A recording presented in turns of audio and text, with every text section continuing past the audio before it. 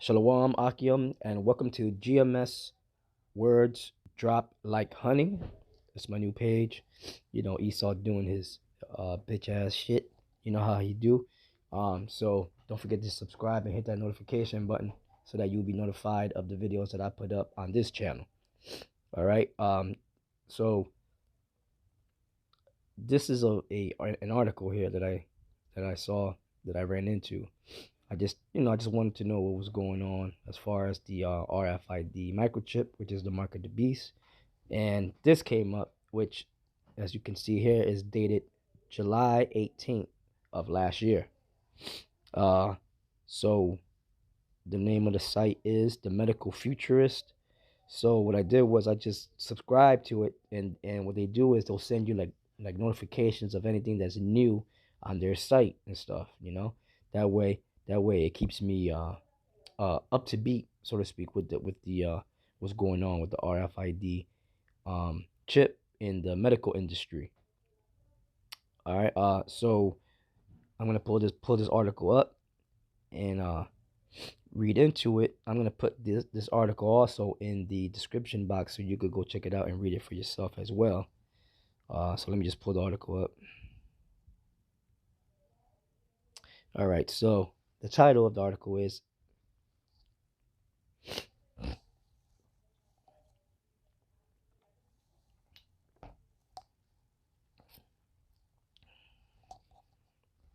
Everything You Need to Know Before Getting an RFID Implant. Okay. It says, what if you could open your front door or unlock your car just by raising your hand? What about sending your LinkedIn profile or a dancing monkey GIF to a phone just by holding it? And what about turning on a coffee machine by pointing to it? This is not the future anymore. Wannabe cyborgs with little RFID chips under their skin are living with us. Thousands of people have implanted the tiny devices already under their skin to be able to have simpler access to buildings or other people's phones. Do you want to join the cyborg community? The answer is no. Hell to the no. It says, here's what you should know about RFID chips before you implant them into your body. So we're going to play this video. Hi, this is Dr. Bertalan Mescu, the medical futurist, and today I want to talk about RFID chips and whether or not it's a good idea to implant one. So you have something else that's really interesting in the newsletter about people in Sweden putting implants, microchips, right, Yes. into them. We've seen something like this here. There was a company that in Wisconsin, right, yeah. so they could get stuff out of the vending machine with these microchips. So what's happening in Sweden? In the past couple of years, Sweden has seen a growing number of people getting microchips implanted under their skin. It was once a very niche thing among the most dedicated biohackers, but now it's becoming mainstream in the tech-savvy and open-minded Scandinavian nation. And I'm a proud geek, so I wanted to get one too.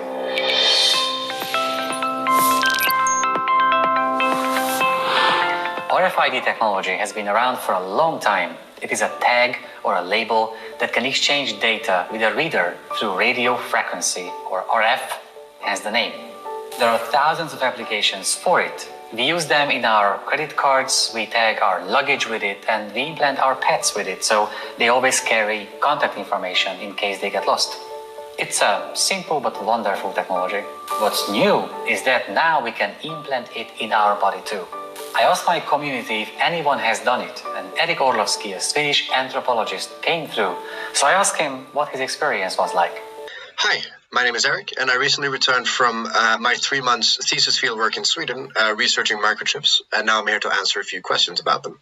About popularity, I think it's important to understand that there's only about 5,000 people in Sweden with an implant, and out of a population of 10 million, so they're relatively popular but not super widespread. Much of the relative popularity, I think, stems from Sweden being a very tech-optimistic culture. So there's this willingness to try out new technologies without necessarily being worried about kind of the big risks or the kind of big things that could go wrong. I have a chip. I got it right here about 3 months ago when I started my research. And I got it for the same reason that I think many other people I've spoken to have gotten one, and it's curiosity. Obviously, where it stems from is different depending on the individual.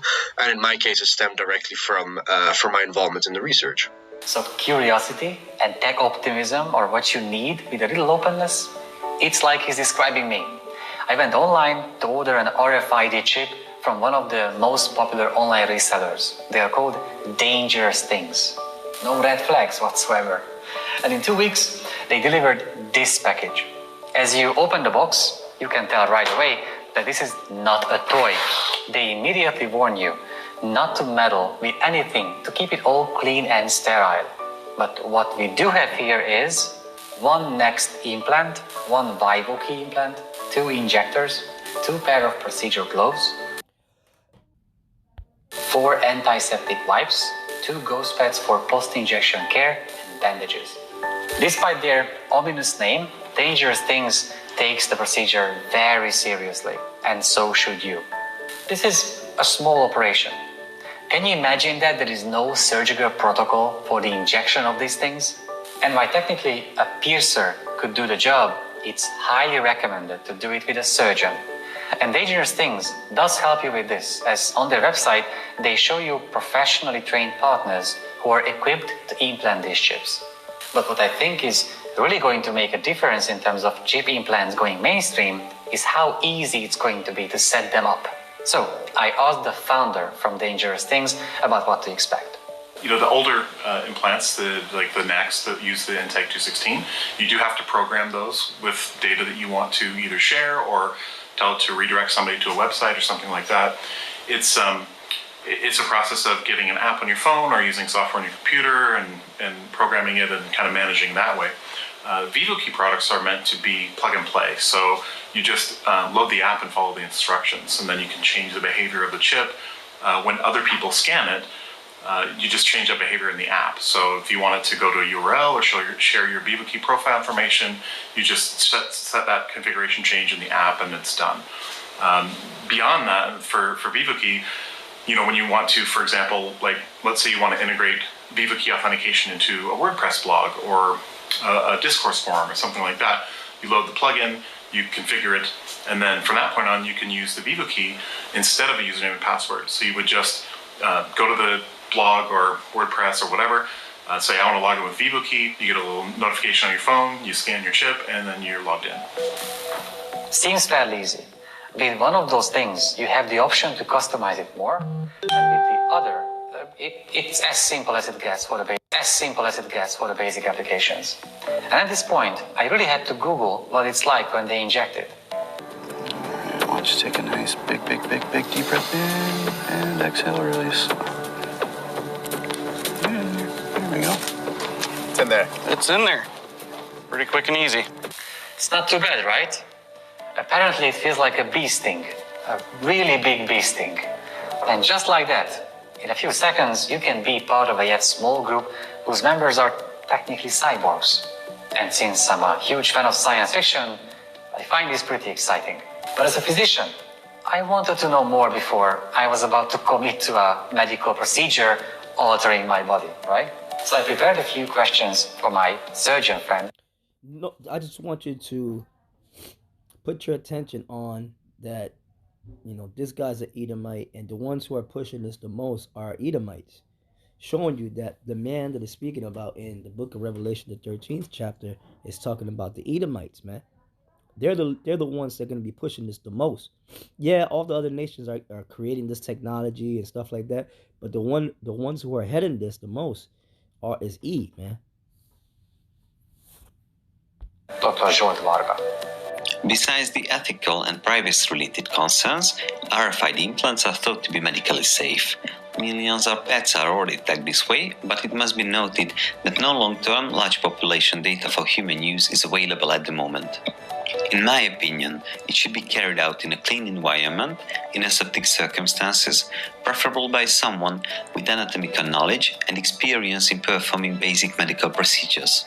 The full recovery can take up to 4 weeks, but it does not interfere with any daily activities. medical risks of any other implants are presented, like wound complications, tissue infections, allergic reactions, or post-procedural pain. Latest studies have shown that cancer caused by RFID chips is virtually non-existent in humans and negligible for animals. The removal is Lies. There is a risk, all right? You know, when they were creating this in the beginning, they were running into all kind of problems, man. Cancer causing stuff. Because this thing does not belong in your body, man. So the body fights against it. a bit more complicated than the insertion. After marking the implant site, local anesthetics should be given, and the device can be removed through a small skin incision. That could be closed either by sutures or other sutureless wound closure methods. Yeah, but you will have to, if you want to remove it, you will have to go to one of these clinics or your doctor or something like that, to remove it. You just can't remove it by yourself, like my man said, Sabak said. You see, you just can't remove it. You bleed to death, or you'll catch by trying to cut it out. You catch, gangrene. What you gonna do? You're gonna order a damn a medical kit from these people and have it on you 24/7 in your book bag? Come on, man. I suggest that the removal should be performed by a medical professional. With all these pieces of information, I thought the rewards outweigh the risks. At least for me. With this chip, I could operate doors, unlock my phone, or even carry my boarding pass at airports. It's awesome. I just needed to get the all go from my wife, as we discussed. That's how they're gonna sell it to the people, convenience. But what it is really is gonna be it's gonna be mandated by the government on the premise of this, on the medical premise, and they're gonna say, hey, in order for you to have health care and whatever, you got to get this chip. If not, we can't treat you. Then that means we don't know if you have a disease or something. We're gonna have to quarantine you, and then there you go. They're gonna put you in the damn concentration camps. That's how it's gonna be, man. Okay, this could very well happen this year. Every body-altering technology that I plan to use. Honey, I want to implant myself with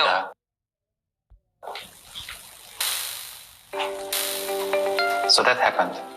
There in my dreams of becoming a cyborg. Apparently my wife sees a different risk-to-reward ratio. As all RFID chips are hackable, depending on what kind of information I store on my chip, hackers could get access to it. For example, as I said, I could have my phone password right here and unlock it with a wave of my hand, or have all my medical records right here with me at all times. But do I really want to have that information exposed like that? I'm not comfortable with the fact that hackers could access it fairly easily. Another problem is the limitations this technology has right now. You can have a widespread application. You can program a chip for a lot of things, but one chip can only do one thing. And even though the next implant from Dangerous Things has 2 chips in the physical space of 1, it's still not a lot. And even though these chips are passive, meaning they have no internal source of energy and you don't have to change batteries, in case you do want to remove them, as my surgeon friend described, it's way more trouble than implanting them. It requires an actual surgery. So as of now, my RFID enthusiasm is put to rest. The plan is that I'm gonna wait for the tech to catch up with my vision for the future. Because I believe in a few years, chip implants will have better security, bigger capacity, and more customization. We're going to have multiple applications in a single chip. And we're gonna see universal standards for digital identification systems, and finally, surgical protocols for implantation. And further down the line is when it's going to get really exciting, when these things are going to have sensors that will be able to track vital signs to keep our health in check all the time.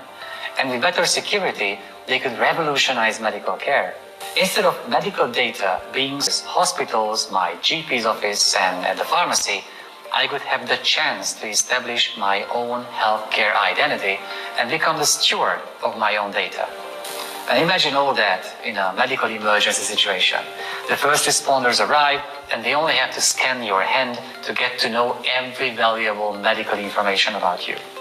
They can spare crucial minutes and really focus on your care. That's when these chips are really going to start changing lives. And that's when I'm going to pitch this idea to my wife again. Because then, the rewards of this thing will truly worth the trouble. Until then, patience. If you like this episode and would like to hear more about body augmentations and real-life cyborgs, I don't like that episode. Okay, so yeah, so you see, so and this is just one of the ways that they're gonna push this chip, and definitely, you know, through the spirit of Yahweh Bashem Yahshua Bashem Kakodash, the elder apostle Tahar has proclaimed this year the year of prophecy, and that's well fitting because that blankets everything concerning prophecy in scriptures and in these last days. That covers the nuclear missiles, that covers the RFID chip, that covers the pestilences, the famines, the famine of the word, all these things, man. Earthquakes in diverse places. You're hearing about volcanoes erupting, forest fires, all these things are the signs of that the Lord has set up, and you have to be spiritual enough to see it. So it says, Captain Cyborg and the RFID implant. The radio frequency identification technology has been around for decades. It is a tag, label, or card that can exchange data with a reader using radio frequency signals. It usually has a built-in antenna and an integrated circuit. Yeah, they showed you that in Matrix, the first one, right? It says the antenna can send and receive radio waves, while the IC takes care of modulating and demodulating the radio signals, as well as the processing and storing data. The RFID chip is very similar to a barcode label, as it also typically works with a scanner or reader. Although it has a water scope, you can use it for almost anything. Yeah, like the Internet of Things. They have a thing called the Internet of Things. Clothes, shoes, vehicles, animals, and even people. RFID chips as luggage tags make sure that your suitcase arrives where it was supposed to go. Dogs getting pedicured in New York or cows living on the ranch near Ohio have been on the way to cyborgization for years, as they are most likely RFID chipped for identification, and you probably already have a personal RFID chip that goes with you everywhere. It's in your credit card. Yeah, and it's also in your phone. So I'm gonna stop it there. Like I said, I'm gonna put the link in the description box, and you can read on. You can read it for yourself. So you already know I'm gonna go to the scriptures. There's one scripture popping in my mind right now, and that's in Daniel's. Okay, Daniel's 12:4. Actually, I'm gonna start from the first verse because this is the days we're living in, man. And people they proclaim they know the Bible or they believe in the Bible. Wait till all these things start to actually happening for real, and then you will know who are the Lord's chosen and who really believed and trusted in the Lord. You will know in that day, okay? Because you got a lot of phonies out there, man. They'll hear the word, and they'll give you yeah, and the cuns, and when the shit hits the fan, so to speak, then that's when you're gonna know, But look, it's like this: the Lord already pre-selected His elect anyway, so it's still the will of the Lord. Okay, if you're an Israelite, guess what? You coming back anyway in your right mind anyway. You're just gonna, if you're part of the 2/3 club, You're gonna have to go through that pain, man. I pray, and I know as well as you, Akim, pray that we are not, that the lot of the wicked does not fall upon us, man. You know, uh, asking the Lord for forgiveness for all our sins and transgressions. You know, if we offended brothers, you know that, you know, pray that that brother forgives us, and and we uh, forgive them, and you know, like that. And that way, we, you know, we're that wife getting ready, you know, for the bridegroom that's coming, which is Yahweh Shai. So anyway, this is Daniel 12:1, and it says, and at that time shall Michael stand up, the great prince which standeth for the children of thy people, and there shall be a time of trouble, such as never was since there was a nation, even to that same time. And at that time thy people shall be delivered. Right, and we are very close to this. You know, Yahweh said that we were close back then, 2,000 years ago. So how much closer are we now? So definitely we're very close to this. Okay. So it says thy people. That's a possessive pronoun, man. You know, who are the Lord's people? All throughout the Bible, you hear about the Hebrew Israelites being the Lord's people. Now, all of a sudden, they'll say, no, because Jesus, when Jesus came, all that, he changed all that. Really? Really? No, he did not. Okay? He only came to fulfill the prophecies that were written of him. Moses even prophesied of him. Okay? So, you know, get your facts right. And there's always some old ass, you know, Puerto Rican or nigger woman out there that thinks she knows something. That's gonna try to tell you something after she been a hoe, you know, all her life. In her youth, you know, she probably looked good and all that. She got spent up by laying with all kind of people, all kind of men and women. And then when she's old and nobody wants her ass, now she goes to church, man. You know, trying to act like she's righteous, man. You know, the Lord will respect you better if you admit your sin, and you know, you shut the hell up, especially when you're before the men of the Lord. Okay. And I only said that in the spirit. All right. It says, and at that time thy people shall be delivered, every one that shall be found written in the book. Right. What book? It's a spiritual book. There is no actual book that you're gonna see at the end opening up in the sky or anything. It's a spiritual book, okay? With spiritual ink. Excuse me. And it shows all the elected people that are destined to be saved, okay? From this destruction to come. It says, and many of them that sleep in the dust of the earth shall awake. That means people who are dead, all right, in that time, they're gonna wake up, all right, and some to everlasting life, right? Some of them, because they're Israelites, they're gonna make it. They're gonna make it into the chariots, man. And some to shame and everlasting contempt, right? And 2/3 of Israel, man, that did wickedly, you know, before they died, man. You know, they're gonna catch those missiles. That's what that's talking about.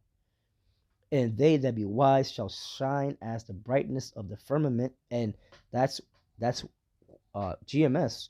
You know, we are leading that. We are now. There's other brothers that are not, you know, down with GMS, you know, so to speak, but they believe in the doctrine of GMS, you know, so they're shining too. You know, they got the anointing oil. You know, all right. It says, and they that be wise, and they're wise, you know, because they know they're hip to Esau's agenda, man. And they that be wise shall shine as the brightness of the firmament, and they that turn many to righteousness as the stars forever and ever.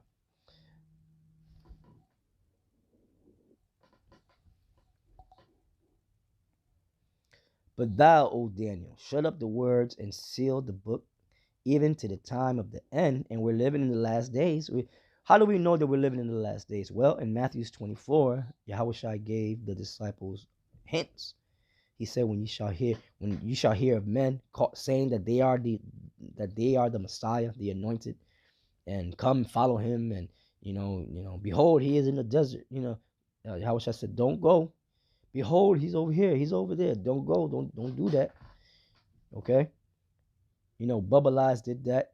Comfy did that. And there's gonna be more, man. More people, you know, doing that shit. Don't go. Don't follow these niggas, man. You know? You know what I'm saying? You know, hunker down, man. Keep and put your anchor down, man, of truth, of faith down. Don't be deceived by these devils, okay? It's just the signs of the time. It has to happen. It says, but thou, O Daniel, shut up the words and sealed the book, even to the time of the end. Now, who broke those seals? Right? Yahweh Shai broke the seals, right? When you go to the book of Revelation, the 5th chapter. Right? It says, many shall run to and fro, and knowledge shall be increased. And that's the reason, that's the point that I wanted to bring out about the knowledge shall be increased, because that is ultimately, that's talking about the RFID chip and the Internet of Things. And you know, with this chip, they're gonna integrate every single thing, where it's gonna make somebody's life who doesn't have it difficult to operate in this world. So with that, once again, this is GMS words drop like honey. Don't forget to subscribe and hit that notification bell. This is Elder Sakaran signing off. Shalawam.